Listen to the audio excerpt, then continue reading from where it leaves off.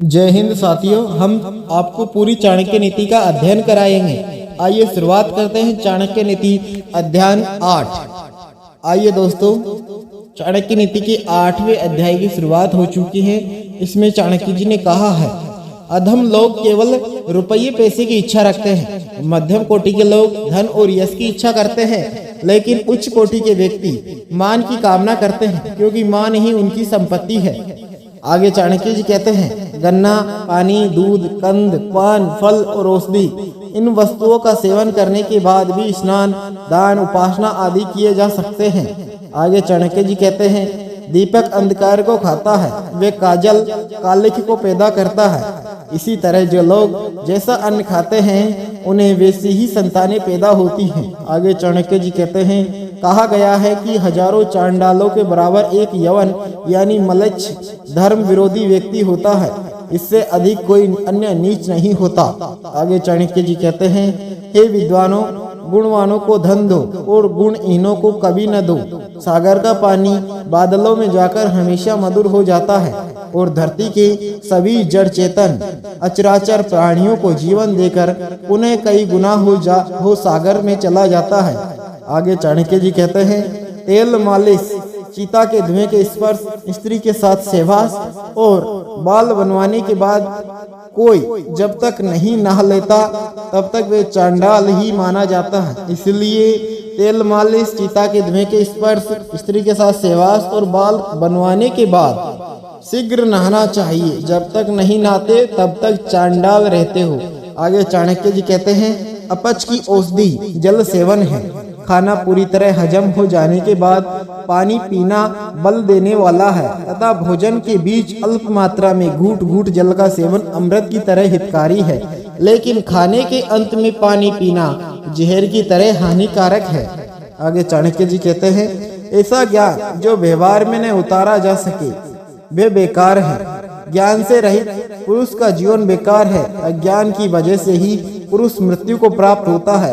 सेना नायक के बिना सेना नष्ट हो जाती है, स्वामीहीन स्त्रियां भी नष्ट हो जाती है।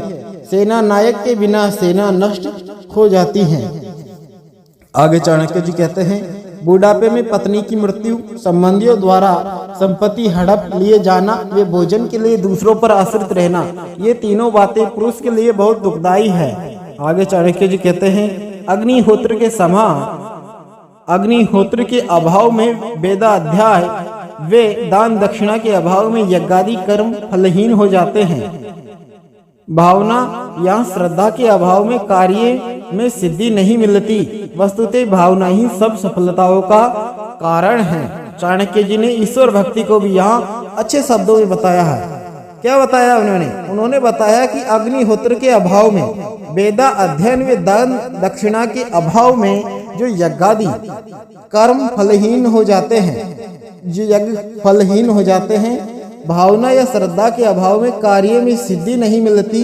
वस्तुतः भावना ही सब सफलताओं का कारण है। यहाँ चाणक्य जी ने और बताया है, जैसे काष्ठ, लकड़ी, पाषाण, पत्थर, धातु की मूर्तियों की भावना से सेवा करनी चाहिए। श्रद्धा से ही उनकी सेवा करने पर साक्षात भगवान विष्णु सिद्ध होते हैं, जबकि भगवान लकड़ी, पत्थर या मिट्टी में वास नहीं करते, उनका वास तो भावना में होता है और यही भावना ही सभी सिद्धियों का कारण है। ये चाणक्य जी ने उस समय ही बता दिया था।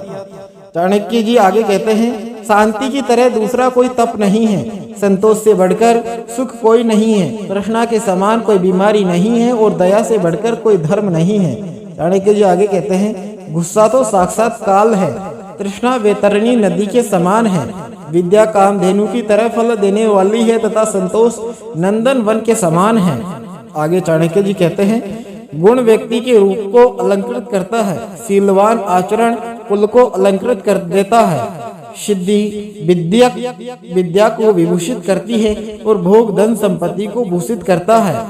आगे चाणक्य जी कहते हैं, गुणहीन इंसान का रूप नष्ट हो जाता है, शीलहीन का कुल निंदित होता है, मूर्ख की विद्या व्यर्थ है और भोग के बिना धन बेकार है।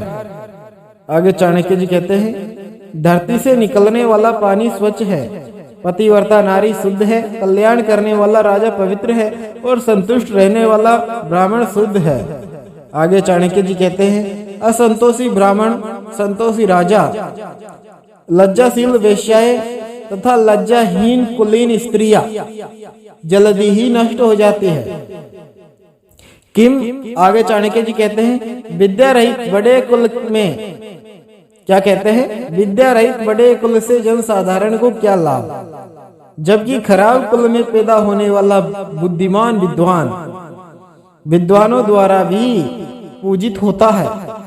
आगे चाणक्य जी क्या कहते हैं, दुनिया में विद्वान ही प्रशंसा की योग्य है, विद्वान ही सभी जगह सम्मान पाता है, विद्या से ही सब कुछ प्राप्त होता है, विद्या ही सब जगहों पर पूजी जाती है। आगे चाणक्य जी कहते हैं मांस खाने वाले, मदपान करने वाले, अनपढ़ या मूर्ख दिखने में पुरुष जैसे होते हुए भी जानवर से भिन्न नहीं होते। इनके भार से तो धरती दबी जा रही है, क्योंकि ये साक्षात जानवर के समान है। कौन? मांस खाने वाले, मदपान दारू पीने वाले और अनपढ़ अथवा मूर्ख व्यक्ति। आगे चाणक्य जी कहते हैं अन्न से रहित यज्ञ राष्ट्र को जला देता है, मंत्र के बिना यज्ञ पुरोहित को भस्म कर देता है, दान के अभाव में यज्ञ यजमान को नष्ट कर देता है, तो संसार में त्रुटिपूर्ण यज्ञ जैसा और कोई शत्रु नहीं है। इसीलिए संसार में यदि त्रुटिपूर्ण गलती से यज्ञ में चूक करोगे तो उससे बड़ा शत्रु विनाशकारी और कोई नहीं है। इसलिए यज्ञ सावधानी पूर्वक करिए। जय श्री राम। हमारे ये चाणक्य नीति का अध्याय 8 पूर्ण होता हुआ। यदि पसंद आया तो इसे लाइक, शेयर और चैनल को सब्सक्राइब करें। लोकेश देव आर्य, मैं आपका दोस्त लोकेश सैनी। जय हिंद। अपनी वाणी को विराम देता हूँ। तब तक के लिए धन्यवाद दोस्तों।